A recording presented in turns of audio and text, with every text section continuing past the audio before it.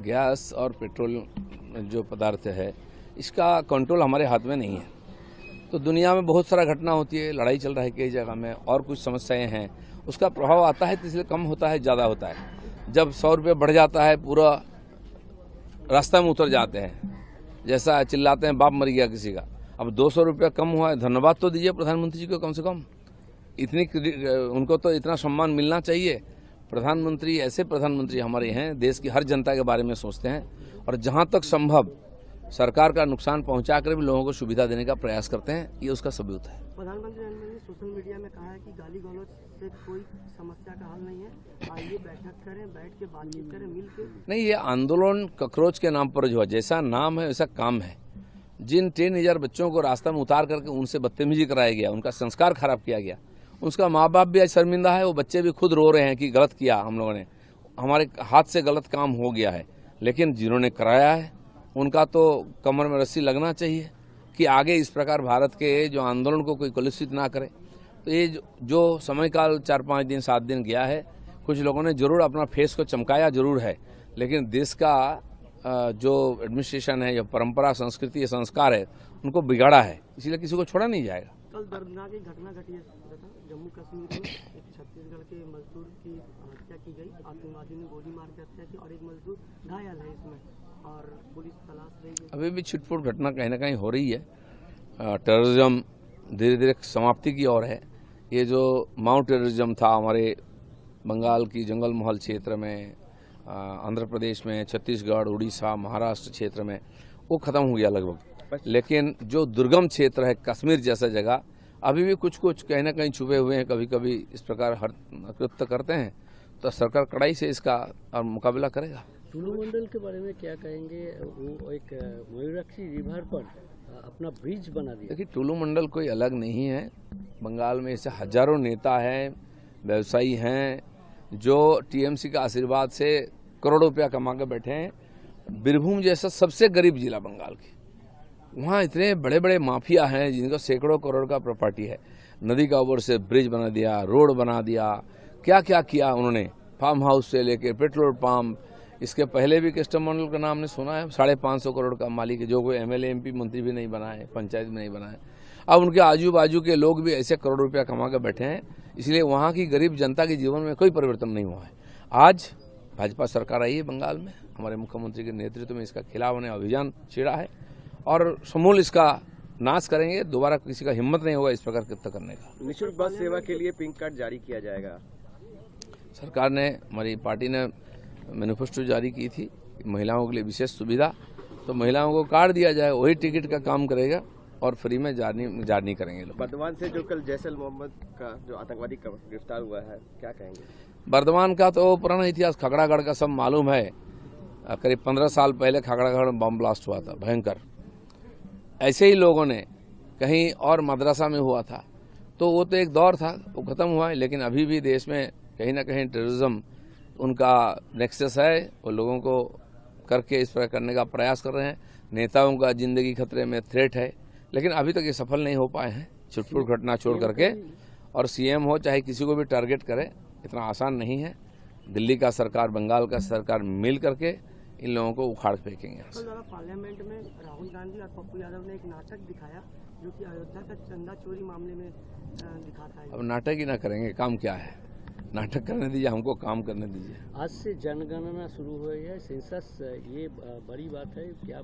देश में पिछले साल जून से सेंसस शुरू हुआ है, 2011 में हुआ था। अब 15 साल हो गया है, सब कुछ बदल गया है। बिना तथ्य के सरकारी काम भी अधूरा हो जाता है, प्लान फेल हो जाता है। लेकिन बंगाल की सरकार उसको रोक के रखा था, सेंसस का अनुमति नहीं दिया था, क्योंकि जो फर्जी वोटर लिस्ट उसका लाभ लेने के लिए। अब हमारा सरकार आते ही उसको अनुमति दिया है और बंगाल में अभी ये सेंसस शुरू हुआ है और मुझे लगता है कि जनता भी बहुत उत्सुक है सेंसस में भाग लेने के लिए। हेरे गेছে এখনো বুঝতে পারছে না, তোমাদের অবস্থা তার চেয়েও খারাপ। চলো দাদা, প্রায় 2 দশক পর তসলিমা নাসরিন কলকাতায় নামলেন আজকে তার অনুষ্ঠান, এবং যেটা যেটা বললেন যে এতদিন যে মৌলবাদীদের আগ্রাসন ছিল সে মুক্ত, আমি তাই কলকাতায় এসেছি এবং স্বাগত তসলিমা নাসরিনকে। কলকাতা এমন শহর, বিশ্বের বহু দেশ থেকে বহু মানুষ এখানে আসেন আর আগের থেকেও এসছেন। হ্যাঁ, সারা ভারতবর্ষে যেমন মৌলবাদের প্রাদুর্ভাব হয়েছিল পশ্চিমবাংলায়ও হয়েছিল, পশ্চিমবাংলার মানুষই মুক্ত করেছেন, তাই মুক্ত মনারা সবাই এখানে আসবেন, তাদের বক্তব্য রাখবেন। কলকাতার মানুষ শুনতে চায়, যারা কলকাতার মানুষকে, বাংলার মানুষকে এইসব থেকে বঞ্চিত করেছিল, মানুষ তাদেরকে সরিয়ে দিয়েছে। আজকে 1 আগস্ট থেকে 3টে খুব বড় ডেভেলপমেন্ট। একটা হচ্ছে মিড ডে মিলে ইসকনের মিল এবং তার সঙ্গে ডিম। 2 হচ্ছে আজ থেকে কলকাতায় নাইট সার্ভিস বাস চালু, এবং 3 হচ্ছে আজ থেকে সরকারি বাসে মহিলাদের পিঙ্ক কার্ড ফ্রিতে যাতায়াতের ক্ষেত্রে বাধ্যতামূলক। খুব ভালো কথা, সরকারের যে অ্যাচিভমেন্ট, মাননীয় মুখ্যমন্ত্রী কথা দিয়েছেন, আমাদের ম্যানিফেস্টোতেও ছিল মহিলাদের জন্য বিশেষ ব্যবস্থা এবং জীবনযাত্রাকে গতিশীল করতে। আজ কলকাতা এমন একটা শহর, সারা দিন রাত লোকে এখানে কাজ করেন, যান, আইটি সেক্টর থেকে অন্যান্য ডিপার্টমেন্টে কাজ চলছে। আমরা চাই দিন রাত মানুষ কাজ করুক এবং প্রগতি হোক। মহিলাদের রাস্তায় বেরোনো, রাত্রে অফিস করা বন্ধ করে দিয়েছিল সরকার, কোন দিকে মধ্যযুগের দিকে নিয়ে যাচ্ছিল। তো আজকে বিশ্বের সঙ্গে তাল মিলিয়ে যদি চলতে হয়, এগুলো আমাদের করতে হবে। সরকার ক্ষমতায় এসেই পরপর এই ধরনের স্টেপস নিচ্ছে। পরিবর্তনের বাংলায় ফসিল হয়ে যাওয়া একাধিক মেট্রো প্রজেক্ট, এর মধ্যে পিঙ্ক মেট্রো, যেটার বহুদিনের প্রত্যাশা, কলকাতা থেকে একটা মেট্রোয় কল্যাণী পর্যন্ত যাওয়া যাবে, এটা হচ্ছে টোটাল প্রজেক্ট। এই প্রজেক্টটা নতুন করে হিমঘর থেকে এই সরকারের জমানায় বেরোলো এবং আশার আলো। দেখুন, প্রজেক্ট, পাথর গেঁথে দেওয়া, এগুলো তো আমরা দেখছি 50 বছর ধরে, কাজ কিন্তু এগোয় না। বাংলায় মানে ভারতবর্ষের একদম প্রথমে বোধহয় মেট্রো কলকাতায় শুরু হয়েছিল, সেই 80 সালের দিকে। কত বছর হয়ে গেল, 40-42 বছর হয়ে গেল। কলকাতায় মেট্রো কতটা সম্প্রসারিত হয়েছে, কেন হয়নি? ওদিকে এতদিনে বারুইপুর, এদিকে কল্যাণী হয়ে যাওয়া উচিত ছিল, কিন্তু হয়নি। আজ সেটা করতে হবে। অথচ দিল্লি থেকে আরম্ভ করে একাধিক শহর, আজ তো 50 বেশি শহরে মেট্রো চলছে। সেখানে দেখুন 10 বছরের মধ্যে মেট্রো কোথা থেকে কোথায় পৌঁছে গেছে। সমাজ জীবনকে গতিশীল করার জন্য আধুনিক ব্যবস্থা গ্রহণ করা উচিত। এখানে রাজনীতি হয়েছে, মেট্রো রেডি হয়ে যাওয়ার পরেও চিংড়িঘাটায় জয়েন করতে দেওয়া হয়নি, ইচ্ছাকৃত, খালি রাজনীতির কারণে। তো আজকে তার ফলে কি হলো, ওনারা তো গেলেন, পশ্চিমবাংলার ভবিষ্যৎকে বিগড়ে দিয়ে গেছেন। তো আমাদের সরকার সেটাকে উদ্ধার করার চেষ্টা করছে। দুর্গাপুরে, বর্ধমানে লুকিয়ে আছে জঙ্গি, যেটা অত্যন্ত গুরুত্ব, দীর্ঘ বছর গত বছর থেকে সারা দেশে জনগণনা শুরু হয়েছে, জুন থেকে। এখানকার সরকার ইচ্ছা করে অনুমতি দেয়নি, যাতে এই যে 91 লক্ষ নাম বাদ গেছে, এরা যাতে ভোটার হিসেবে থেকে যায়। তা সত্ত্বেও বাঁচাতে পারেননি। তো এমনিতে জনগণনা 11 সালে হয়েছিল, আজকে কত বছর হলো, 25 বছর, 15 বছর হয়ে গেছে। অনেক কিছু পাল্টে গেছে, তার তথ্যই সরকারের কাছে নেই, সমস্ত যোজনা ফেল হবে এই জন্য। তো সেটা আমরা সরকারে এসেই অনুমতি দিয়েছি এবং চালু হয়ে যাচ্ছে। মুখ্যমন্ত্রীর লাইফ থ্রেট, মুখ্যমন্ত্রীর লোকেশন এবং তার সমস্ত ডিটেল নেওয়া লস্কর জঙ্গি, সেই লুকিয়ে রয়েছে বর্ধমানের রেনেসায় অভিজাত আবাসনে। দেখুন, ভারতবর্ষে কোথায় 50 বছর ধরে টেরোরিজমের বিরুদ্ধে লড়াই করছি আমরা, এবং ক্ষতবিক্ষত হয়েছে। এর আগে সরকারগুলো সমঝোতা করে নিয়েছিল টেরোরিজমের সঙ্গে, যে পাকিস্তান স্পন্সর টেরোরিজম, সে পাকিস্তানের সঙ্গে চিঠি চাপাটি চলতো, প্রেমপত্র যেত, কোনো অ্যাকশন হয়নি।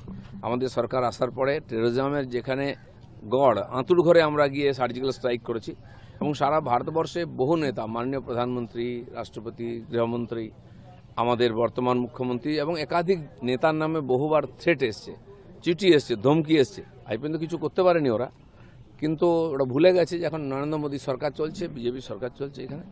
তো সেই জন্য যেখান থেকে এরকম হবে, সে তার মূল শুদ্ধ উপরে ফেলবো আমরা। আজ সারা দেশের সরকার এবং ভারত সারা দুনিয়ায় মানে যে টেরোরিজমের বিরুদ্ধে নেতৃত্ব দিচ্ছে নির্মূল করার জন্য। জঙ্গিদের স্লিপার সেল এত অ্যাক্টিভ, সেই অবস্থায় আপনি ইকো পার্কে ঘুরে বেড়ান, সবার সাথে মিট করেন, আপনার নিজের ভয় লাগে না? আপনার ভয় লাগে না? দেখুন, বিশ্বেতে বহু বছর ধরে এই ঘটনা ঘটছে, বহু লোক তার বলিও গেছেন, কিন্তু আমরা যদি ভয়ে বাড়িতে ঢুকে যাই, সাধারণ মানুষ কী করে রাস্তায় বেরোবে? আমি তো টিএমসির টেরোরিজমের শিকার বহুবার হয়েছি, আমাকে কেউ আটকাতে পারেনি। আমি রাস্তায় ছিলাম, রাস্তায় থাকবো, আর যতদিন ভগবান লিখে দিয়েছে না, তার 1 সেকেন্ড কম আমার আয়ু কেউ করতে পারবে না। দাদা, মমতা ব্যানার্জি কবিতা লিখলেন শুক্রবারিয়া, যে শুক্রবার নিয়ে মূলত কটাক্ষ, যেটা আমরা কলকাতা বুকে দেখলাম, যে শুক্রবারিয়া নিয়ে কবিতা লিখলে নাম দিয়ে শুক্রবারিয়া। আমি জানি না কেন এত প্রেম শুক্রবারে। বাড়ির বাচ্চার নাম আজানিয়া। পশ্চিমবাংলার A to Z সব পাল্টে দেওয়া হয়েছে, আমাদের কালচারকে, কৃষ্টিকে, পরম্পরাকে। তো উনি লাভ কিছুই করতে পারেননি, বাংলার অনেক সর্বনাশ করেছেন, আমরা সেগুলো রিপেয়ার করছি। প্রধানমন্ত্রী গতকাল রাতে বার্তা দিয়েছেন যে কটু কথা কম বলুন, গালিগালাজ কম করুন, আসুন আমরা বসি।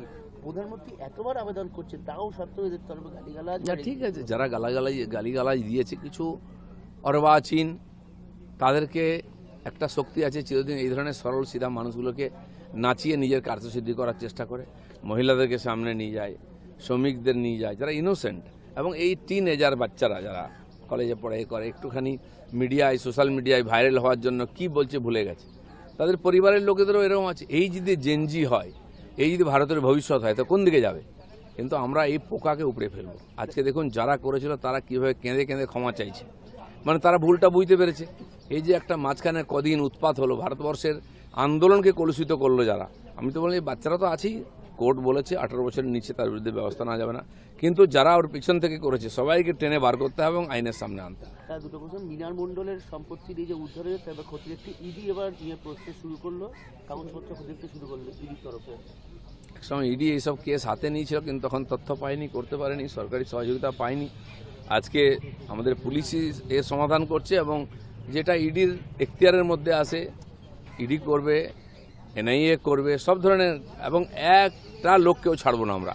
দেখুন এই তার কত দূর যায়, হাজার হাজার কোটি টাকার ঘোটালা, পশ্চিমবাংলার দেশের রাজস্ব লুট, বিরাট অপরাধ, এবং তাকে তৎকালীন সরকার এই সমস্ত লোককে শেল্টার দিয়ে তাদের কাছ থেকে সুবিধা নিয়েছে। ময়ূরাক্ষী নদীর উপর একটা আস্ত ব্রিজ বানিয়ে ফেলেছিলেন টুলুবাবু, কি বলবেন? মানে সরকার দেখেন, আমরা শুনেছি মেক্সিকোতে যারা মাফিয়া আছে, ড্রাগ মাফিয়া, তাদের কাছে প্রাইভেট বিমান আছে, সেই এক একটা র্যাকেটের বছরের যা ইনকাম অনেক দেশের বাজেটও তত হয় না।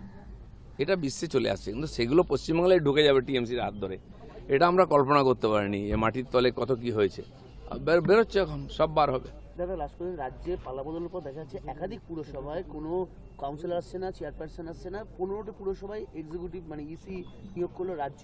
পুরসভাগুলোকে বেহাল যেখানে করে দিয়ে পুরসভা অচল হয়ে গেছে, কাউন্সিলর থাক বা না থাক, টিএমসি অন্তপক্ষে এরকম 10-20টা পুরসভা কর্পোরেশনে অবজারভার বসিয়ে দিয়েছিল অ্যাডমিনিস্ট্রেটর।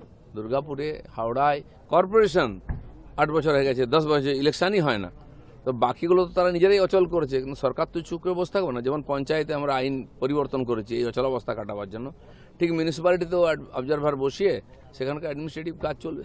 দাদা সোনা উদ্ধার ঘটনা এবার সব্যসাচী ঘনিষ্ঠ ব্যবসায়ী বাড়িতে ইডি। দেখুন এই সমস্ত ব্যবসায়ীরা পেছন থেকে এরাই সমস্ত ব্যাক করছিল এই নেতাদেরকে, লুটের ধন যক্ষের ধনের মতো আটকে রেখেছে। আপনারা ভাববেন না যে ছাড় পেয়ে যাবে, পুলিশের একটা ক্যাপাসিটি আছে, পুলিশকে অনেক কাজ করতে, আইন শৃঙ্খলা ঠিক করতে হচ্ছে, এদের জন্য আলাদা করে আবার তদন্তের জন্য সময় দিতে হচ্ছে, কিন্তু সব চলছে একসঙ্গে। আরও রিক্রুটমেন্ট হবে, ম্যান পাওয়ার বাড়বে, তখন দেখবেন তদন্তও গতি পাবে। ঠিক আছে।